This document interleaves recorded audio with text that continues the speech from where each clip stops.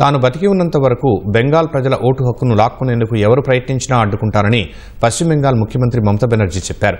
తృణమూల్ కాంగ్రెస్ విద్యార్థి విభాగం తృణమూల్ ఛత్రా పరిషత్ వ్యవస్థాపక దినోత్సవం సందర్భంగా కోల్కతాలో నిర్వహించిన ర్యాలీని ఉద్దేశించి ఆమె ప్రసంగించారు. సర్వే పేరుతో ఓటర్ జాబితా నుంచి ఓటర్ల పేర్లు తొలగించేందుకు బీజేపీ 500 బృందాలను పశ్చిమ బెంగాల్లో మోహరించిందని మమత ఆరోపించారు. ఎవరైనా సర్వే పేరుతో ఇంటి వద్దకు వచ్చి వివరాలు అడిగితే ఇవ్వొద్దని సూచించారు. ఓటరు జాబితాలో పేరు ఉందో లేదో వ్యక్తిగతంగా మీరే చూసుకోవాలని ప్రజలకు విజ్ఞప్తి చేశారు.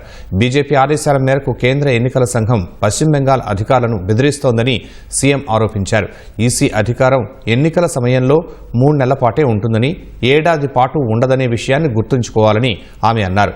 స్వాతంత్ర్య ఉద్యమంలో బెంగాలీలు పోషించిన పాత్రను ప్రజలు మర్చిపోయేలా చేయడానికి బీజేపీ యత్నిస్తోందని దుయ్యబట్టారు. ఇతర రాష్ట్రాలకు వలస వెళ్లే బెంగాల్ కార్మికులను బంగ్లాదేశీయులు అని ముద్ర వేసి వారిని అవమానిస్తోందని మమత మండిపడ్డారు.